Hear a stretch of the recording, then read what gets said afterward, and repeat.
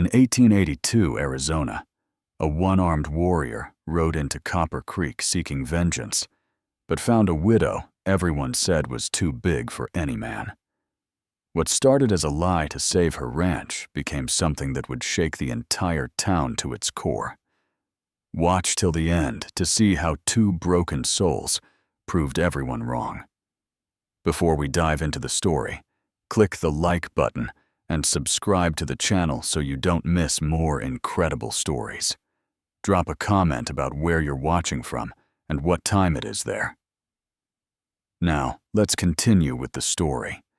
The dust storm hit Copper Creek like the devil's own breath, painting the afternoon sky the color of dried blood. Through that churning wall of dirt rode a lone figure, his left sleeve pinned flat against his shoulder, where an arm should have been. Silas Hawk had ridden 300 miles with revenge burning in his chest, but what he found in that general store would change everything. Ruth Brennan stood at the counter, her 6-foot frame rigid as laughter rolled through the shop. The shopkeeper, a weasel of a man named Curtis, held her money just out of reach. Maybe if you got on your knees like a proper woman, I'd consider your credit. But who'd want credit from a woman built like a prize bull? The other men howled. Ruth's jaw clenched, but she kept her dignity, even as Curtis added, "Your husband's credit died with him. Nobody's gonna vouch for a woman too big for her own good. Hell, you probably crushed the poor man in his sleep." That's when Silas stepped forward, his spurs singing against the floorboards. The laughter died. His remaining hand dropped a small leather pouch on the counter. "The lady's supplies. Now," Curtis sneered. "A cripple defending a giant. What a pair you'd make." Silas moved faster than anyone expected from a one-armed man. His hand caught Curtis by the collar, yanking him halfway across the counter. "The supplies, unless you want to find out what this cripple learned in the war." Outside, Ruth whirled on him, her green eyes fierce. "I don't need your pity." "Good. I'm not offering any." Silas studied her face, weathered but strong. "That was my last money. I was hoping you might have work." She laughed, bitter as desert wind. "Work? My ranch is dying, my cattle are sick, and the whole town thinks I'm a freak. What could a one-armed drifter do?" Silas adjusted his hat. "More than you'd think. Sometimes it takes broken people to build something whole." Ruth studied him for a long moment. Thunder rolled across the desert. "The Brennan Ranch, 2 miles north. You can sleep in the barn." She paused. "What's your name?" "Silas Hawk." Neither of them knew it yet, but that name would soon echo through Copper Creek like a gunshot. The Brennan Ranch looked like hope had died, and nobody bothered to bury it. Broken fences leaned at drunken angles. Dead cattle dotted the pastures. Ruth led Silas past it all without apology, her long stride eating up ground while he kept pace on his borrowed mare. "Water's gone bad," she said, pointing to a creek running brown. "Started 3 weeks ago. Lost half my herd already." Silas dismounted, knelt by the water. His practiced eye caught the unnatural sheen on the surface. "This isn't natural. Someone's poisoning your water upstream." Before Ruth could respond, dust announced visitors. 3 riders approached, led by a man whose black coat cost more than most folks saw in a year. Judge Cornelius Vance sat his horse like he owned the earth beneath it. "Ruth," Vance's smile reminded Silas of a snake considering a mouse. "I've come with a final offer. My ranch isn't for sale. Everything's for sale." Vance's eyes traveled over Ruth's form with possession, not desire. "But I'm offering something better than money. Marriage. 30 days from now, you'll be my wife, or the bank takes this land." Ruth's hands clenched. "I'd rather burn it down." Would you rather watch your daughter starve? Vance's voice turned silk over steel. Little Pearl deserves better than a mother who can't provide. Marry me, and she'll have everything. Silas saw it then, the moment Ruth's pride cracked for her child. But before she could speak, his voice cut through the afternoon heat. She's already spoken for. Every head turned. Vance's eyes narrowed to slits. And who are you? Her intended. The lie came smooth as whiskey. Silas Hawke. We're getting married. Ruth's shock lasted a heartbeat before she schooled her features. That's right. Tomorrow, in fact. Vance studied them both, this unlikely pair. A one-armed drifter and a woman no man would've? I think you're lying. Silas stepped closer to Ruth, his hand finding hers. Her fingers dwarfed his, but they fit together like pieces of different puzzles that somehow matched. Believe what you want, but come tomorrow, she'll be my Hawke. The town won't recognize it without my approval. The town can go to hell. Ruth's voice rang with newfound steel. We don't need your blessing. Vance's genteel mask slipped, revealing something cruel beneath. 30 days. When your cripple can't save this ranch, you'll come crawling. And my offer won't be marriage anymore. After they left, Ruth yanked her hand free. What have you done? Tomorrow the whole town will expect a wedding. Then we give them one. You're insane. We're strangers. Silas looked at the dying ranch, the poisoned water, then back at Ruth. Sometimes strangers are all we've got. I need purpose. You need help. Your daughter needs protection. Maybe that's enough. From the house, a small face watched through curtained windows. Pearl Brennan, 8 years old and silent for 2 years, saw her mother standing beside a stranger and felt something she'd forgotten existed. Hope. The wedding happened at sunset. No flowers, no guests except the reluctant preacher and his wife as witness. Ruth wore her only clean dress. Silas had brushed the trail dust from his clothes. Pearl stood between them, silent as always, holding a handful of desert wildflowers she'd picked herself. You may kiss your bride, the preacher mumbled, eager to leave. Silas touched Ruth's cheek, gentle as morning rain. Their lips met briefly, a promise more than passion. Pearl's small hand slipped into each of theirs. By nightfall, half of Copper Creek had gathered outside the ranch, whiskey bottles passing between dirty hands. They came expecting scandal, expecting to hear Ruth cry out when the cripple failed as a man. Curtis the shopkeeper led the mob, shouting crude suggestions about what a one-armed man could and couldn't do. Inside, Ruth paced the kitchen. They're waiting for us to fail. Then let's disappoint them. Silas rolled up his sleeve. Show me what needs fixing most. You want to work? On our wedding night? I want to save your ranch. Starting now. Ruth stared at him, this strange man who'd upended her life in a single day. The east fence. If it's not fixed by morning, the remaining cattle will scatter. They worked through the night. Silas held post steady with his shoulder while Ruth hammered. When wire needed twisting, she became his missing hand. They moved together like dancers, learning new steps, adjusting to each other's rhythm. Pearl crept outside in her nightgown, watching from the porch.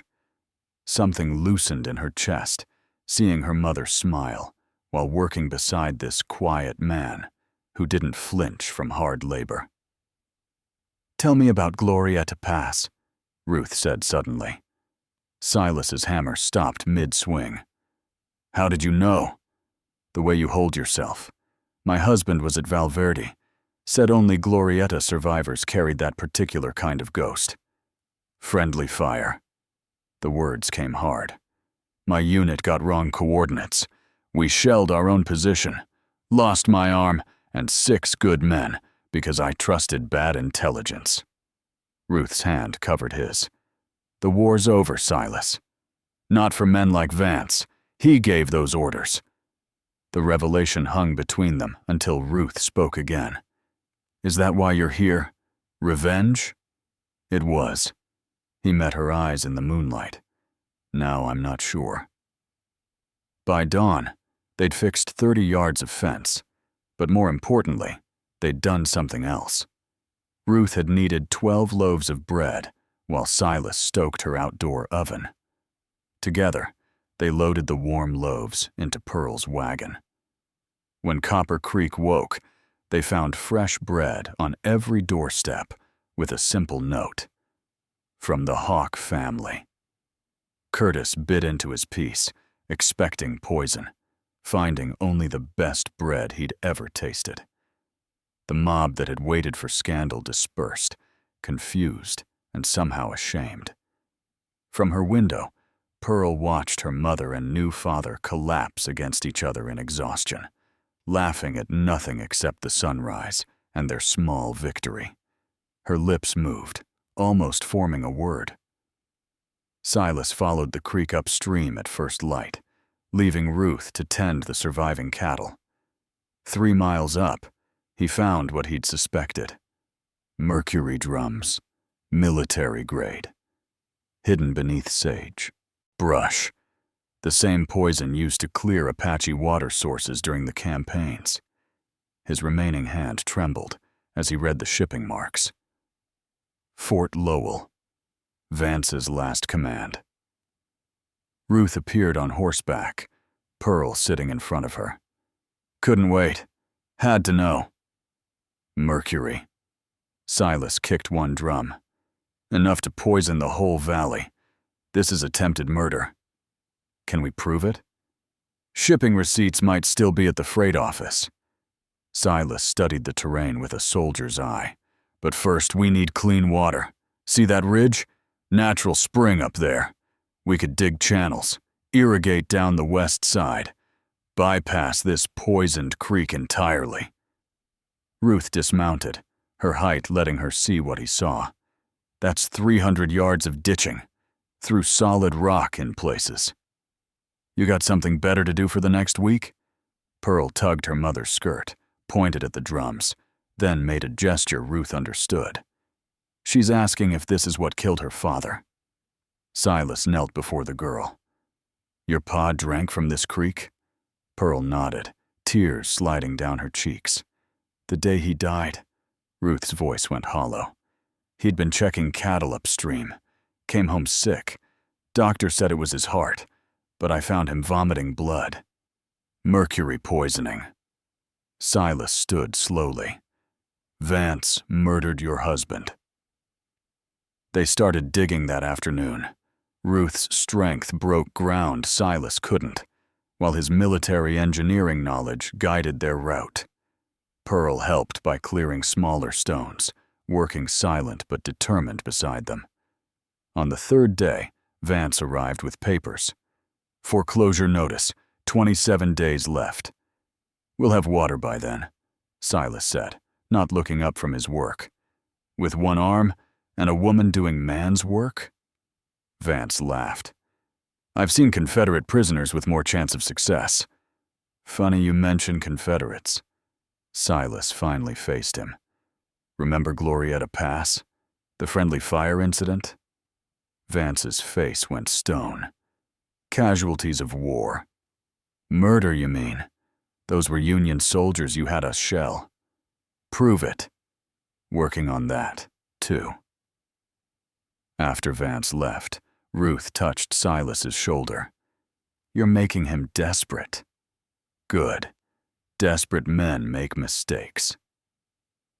That night, Pearl brought them dinner in the field.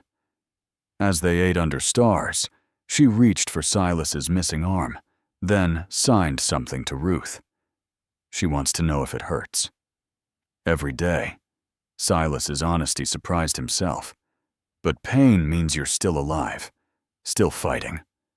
Pearl studied him, then carefully signed again. Ruth's breath caught. She says her papa would have liked you. The child climbed into Silas's lap, her small weight nothing he'd expected to feel again.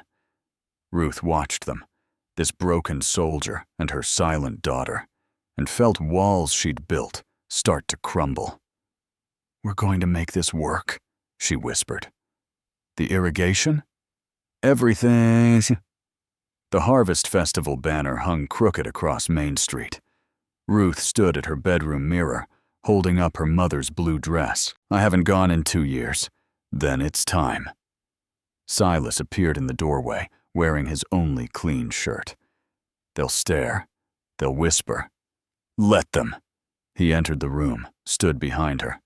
"You know what I see?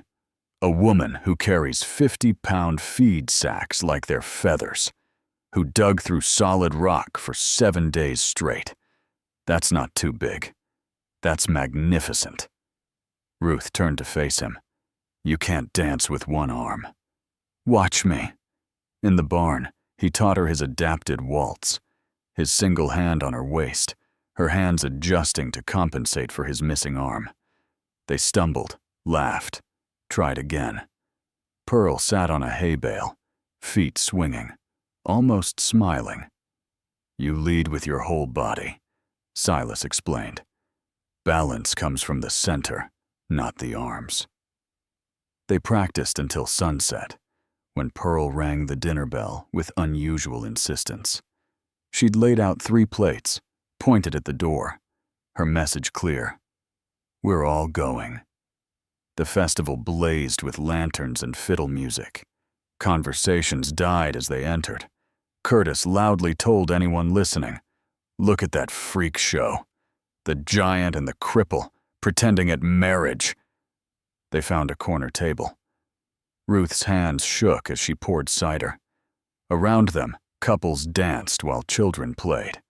Normal families doing normal things. Everything they weren't. Ruth Brennan, Mrs. Henderson, the banker's wife, approached. "That bread you delivered was divine. Would you share the recipe?" Before Ruth could answer, Curtis staggered over, whiskey brave. "Nobody wants your recipe, just like nobody wanted you. Had to settle for damaged goods, didn't you?" Silas stood. "Dance with me, Ruth." "Silas, no. Trust me." He led her to the floor's center. The music stopped. Everyone watched. Then Silas placed his hand on Ruth's waist and began to move. Without his left arm for traditional positioning, they'd created something entirely their own. Ruth's strength let her support him during spins. His military precision guided their steps. They moved like water, finding its way around stone, natural and inevitable. The fiddle player, moved by their grace, began a slow waltz. Other instruments joined. Silas spun Ruth, her dress billowing. She laughed, really laughed, the sound rich as honey. When he dipped her, trusting her strength to balance them both, several women sighed. That's when it happened. "Papa," the whisper came from Pearl, standing at the floor's edge. 2 years of silence broken by one word. Ruth froze mid-dance. Silas pulled her close, whispered, "Keep dancing. Don't scare her." They continued their waltz, tears streaming down Ruth's face. Pearl walked onto the floor, raised her arms. Silas lifted her with his one arm, while Ruth steadied them. 3 broken people, dancing as one. The crowd parted. Some wiped their eyes. Curtis slunk away. Even Vance, watching from the balcony, couldn't deny what everyone saw. This wasn't a fake marriage anymore. This was family. Thunder woke them before dawn. Not from the sky, but from the earth. Silas rolled from bed, grabbed his rifle. "Stampede." Through the window they saw Vance's men driving Ruth's remaining cattle towards Skeleton Cliff. 30 head, everything they had left, racing towards certain death. "Pearl, stay here," Ruth commanded, already running. Silas reached the horses first, threw himself onto his mare bareback. No time for saddles. He rode hard, cutting across the herd's path. The lead steer, eyes wild with terror, bore down on him. With one arm, Silas couldn't control both reins and rope. He chose the rope, guiding his horse with his knees alone. The loop sailed true, caught the lead steer's horns. But physics betrayed him. One arm couldn't hold against 800 pounds of panicked beef. The rope yanked him from his horse, dragging him across rocks and cactus. His shoulder screamed. His ribs cracked against stone. Ruth appeared like vengeance itself, riding full gallop on their draft horse. Most women couldn't control such an animal at that speed. But Ruth wasn't most women. She leaned from the saddle, grabbed the lead steer's horns with her bare hands, using her weight and strength to wrestle its head sideways. The physics of it shouldn't have worked, but Ruth's size, the very thing the town mocked, let her redirect 800 pounds of momentum. The steer turned. The herd followed. 30 feet from the cliff's edge, they veered left into the box canyon instead. Silas lay bleeding in the dust, his remaining arm bent wrong. Vance's men circled back, their leader, Jake Murphy, laughing. "Look at the cripple now. Can't even fall off a horse right." Ruth dismounted, walked straight to Murphy. He had time to see her fist before it connected with his jaw. The crack echoed off canyon walls. Murphy dropped like a sack of grain. "Anyone else?" Her voice carried deadly promise. They scattered.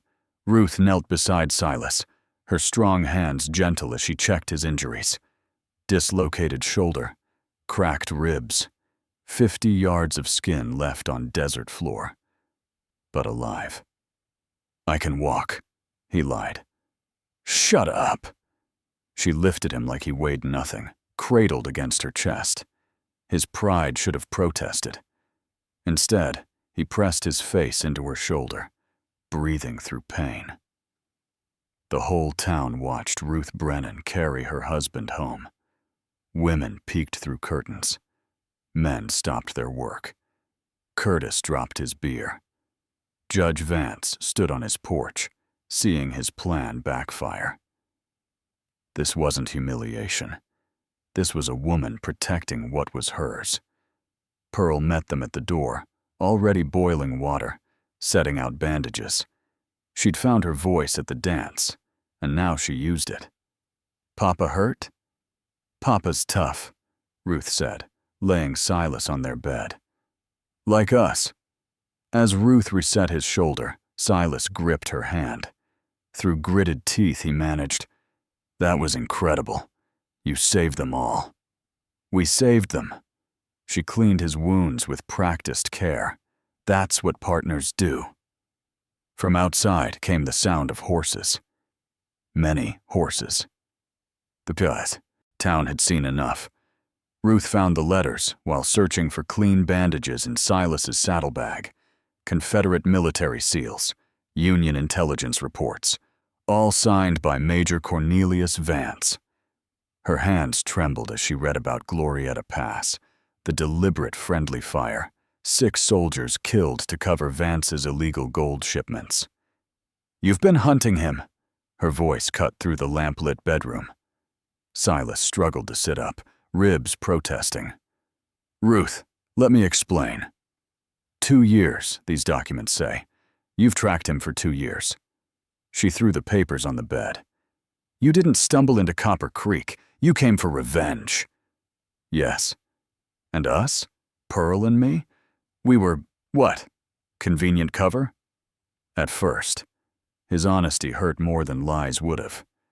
"I needed a reason to stay close to Vance. You needed help. It seemed simple." When did it stop being simple? The moment Pearl called me Papa. His voice broke. "Maybe before, when you laughed while we fixed that fence. When you trusted me to dance with you. When you carried me home today." Ruth turned to the window, her reflection wavering in the glass. "My husband died because of Vance. Now I learn you're using us for the same man. I'm not using you anymore." "How can I believe that?" Pearl appeared in the doorway, clutching her rag doll. She looked between them, understanding more than any 8-year-old should. Walking to Silas, she placed her small hand on his wounded arm. "Papa stays," she said firmly. 2 words that took all her courage. "Pearl, you don't understand," Ruth began. "Papa stays!" Pearl's voice rose, fierce and frightened. "Papa doesn't leave like real Papa did. Papa stays!" She collapsed against Silas, sobbing. He held her with his one good arm, while Ruth watched their daughter choose this broken soldier over safety, over sense. "The documents," Silas said quietly. "They're enough to destroy Vance. Military tribunal, hanging offense. But if I use them, I'll have to testify. Leave you both. Go back east for the trial. Then use them." "No." He met Ruth's eyes. "Revenge meant everything until I found something that meant more. You and Pearl, this ranch, this life we're building. I choose this. Vance won't stop. He'll take everything. Then we fight him together, or we lose together. But I won't leave you for ghosts anymore." Ruth crossed the room, sat on the bed's edge. "You could have told me the truth." "When? While you were deciding whether to trust a one-armed stranger? While we were pretending to marry? While Pearl was learning to speak again?" She touched his face, fingers tracing a fresh cut. "You took a bullet from my husband's memory, got dragged by cattle protecting our herd. That's not revenge, Silas. That's love." "Is it?" Instead of answering, Ruth kissed him, not briefly like at their wedding, but deep and certain. Pearl squeezed between them, arms around both. Outside, hoofbeats approached. Many riders. Vance had come to finish things. "He brought an army," Ruth whispered. "Then we'd better give them a war." 20 hired guns surrounded the ranch house. Vance sat his horse like a general surveying a battlefield. "Foreclosure papers, signed by the territorial judge. You've got 1 hour to vacate." "Those papers are forged," Silas called from the window. "Prove it in court." "Oh wait, I am the court." Ruth had already barricaded the doors. Her grandfather's Sharps rifle, too heavy for most men, fit perfectly in her hands. Silas directed their defense despite his injuries, using mirrors to watch all approaches. "Pearl, remember the root cellar tunnel?" Silas asked. She nodded, brave despite her fear. "When I say run, you go through it. Reach the church. Tell everyone what's happening." Vance's men opened fire. Windows shattered. Ruth's strength let her flip the heavy oak table for cover, while Silas returned fire one-handed. His military training turned their farmhouse into a fortress. Every shot counted. Every angle calculated. "You can't win, Hawk," Vance shouted. "A cripple and a woman against 20 men?" Ruth's Sharps boomed. A man screamed, clutching his shoulder. 19, she corrected. They held for 2 hours. Ruth could draw the massive hunting bow Silas had found in the barn, sending arrows when ammunition ran low. Her size let her barricade failing entry points with furniture others couldn't move. But they were losing ground. "Ruth," Silas reloaded with practiced efficiency despite one arm. "The irrigation ditch. If they get smart, they'll come through there." "Let me handle it." She disappeared into the root cellar. Minutes later, water exploded from beneath 3 attackers. Ruth had diverted their new irrigation line, turning the ditch into a torrent. Men scrambled from hidden positions, soaked and swearing. "My wife, gentlemen," Silas announced proudly. That's when Vance revealed his ace. Mrs. Hawke, I have something you should see. He held up a document. Your husband's death certificate. Would you like to know what really killed him? Ruth appeared at the window. Mercury poisoning. Vance continued. But here's the interesting part. Your husband wasn't checking cattle that day. He was meeting me. Agreed to sell the ranch for a fair price. When he drank from that creek, well, accidents happen. You murdered him. I offered him a fortune. He chose death over sense. Vance smiled. Just like you're choosing now. Ruth's shot would have killed him if Jake Murphy hadn't knocked his boss aside. The bullet gouged Vance's cheek instead. "Burn it down!" Vance screamed, blood streaming down his face. Torches flew. The barn caught first, flames racing through dry wood. Smoke filled the house. Pearl couldn't wait any longer. "Go!" Silas ordered. Pearl vanished into the tunnel. Ruth and Silas stood together, watching fire consume everything they'd built. 20 guns aimed at their home. No escape visible. "I'm sorry," Silas whispered.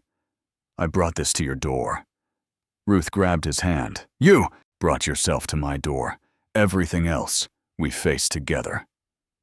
The roof began to collapse. Then, through the smoke, they heard it. Church bells, ringing like Judgment Day. Pearl had reached the town.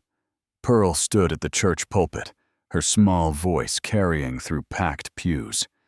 "Judge Vance killed my first papa. Now he's killing my new papa and mama." The preacher tried to quiet her. She shoved him aside with surprising force. "Mama feeds you when you're hungry." Her eyes found Mrs. Henderson. "She birthed your babies when Doc was drunk." She pointed at Curtis. "She never told anyone you can't read, even when you were mean." The crowd shifted, uncomfortable. "Papa Silas has one arm but works harder than all of you. They protect each other. They protect me. Who protects them?" Curtis stood first, not the reaction anyone expected. "Girl's right. Ruth pulled my son from the river last spring. Never asked for thanks. She sat with my mother all night when the fever took her," Mrs. Henderson added. "Sang hymns till dawn." Old Sam, the blacksmith, hefted his hammer. "That one-armed fellow helped me shoe horses for free when my arthritis flared. Didn't want word getting out I couldn't work." One by one, stories emerged. Ruth's quiet kindnesses, Silas's hidden help, the bread delivered without asking for payment, the medicine shared without demanding trade. "They're burning alive while we sit here," Pearl said simply. The church emptied in seconds. 40 townsfolk rode toward the ranch, Curtis leading with a shotgun he'd never fired. They found Vance's men surrounding an inferno. Ruth and Silas visible through a collapsed wall, trapped between flames and guns. "Stand down, Vance!" Curtis roared. "This isn't your business, shopkeeper. Everything in this town is our business." Mrs. Henderson leveled her husband's rifle. "Including murder." Vance's hired guns looked between their employer and 40 angry citizens. The math was simple. They lowered their weapons. "You're protecting criminals," Vance sputtered. "No." The territorial marshal emerged from the crowd, badge glinting. "We're arresting one." Pearl had been busy during her ride. After the church, she'd gone to the telegraph office, then the marshal's home, handing him Silas's documents about Glorietta Pass.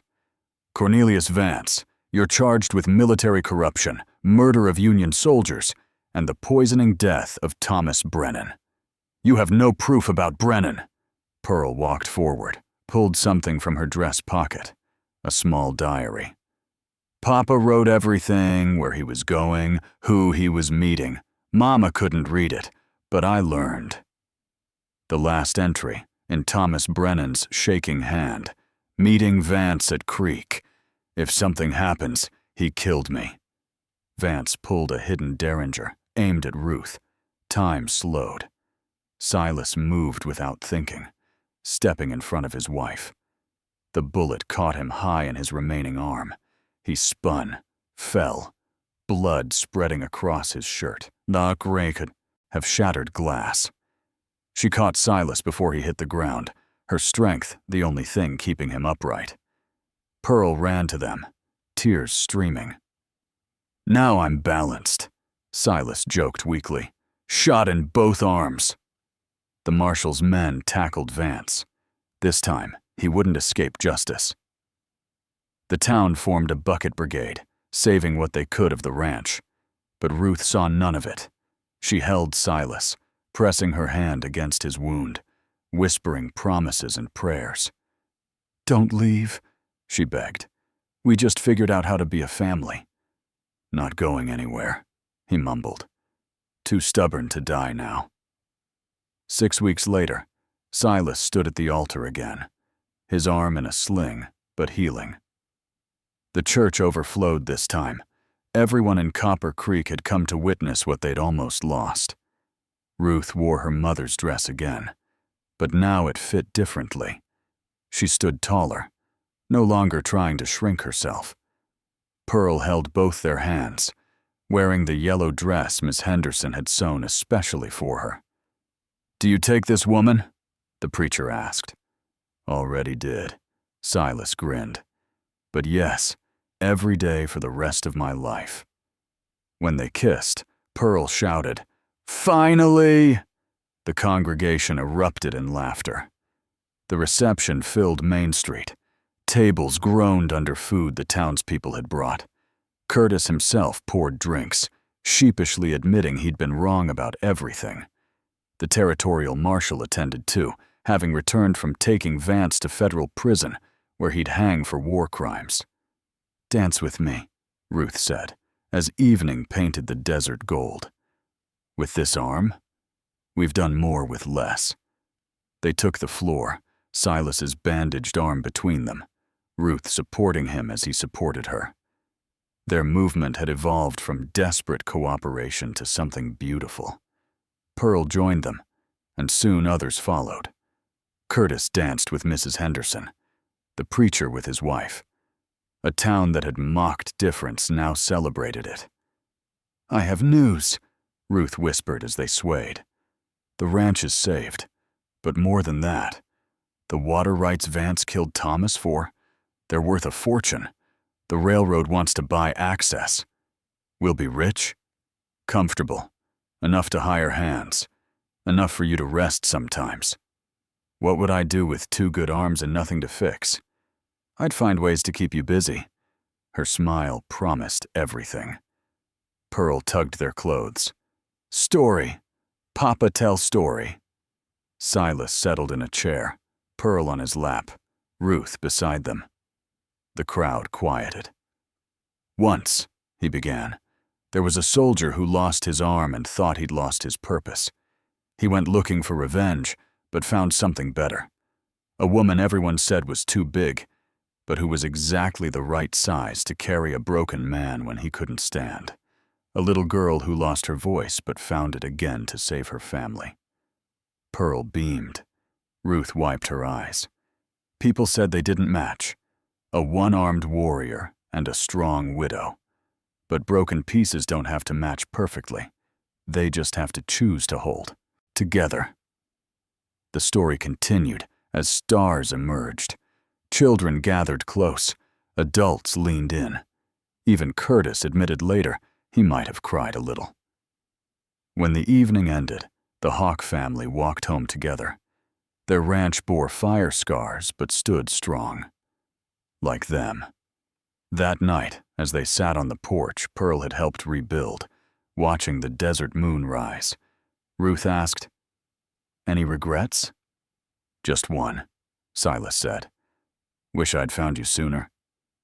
Pearl, drowsing between them, murmured, "Papa home, Mama happy, family perfect." And for once in Copper Creek, nobody disagreed. If you enjoyed this story, click the like button and subscribe to hear more incredible tales of love triumphing over adversity. Tomorrow's story will touch your heart just as deeply.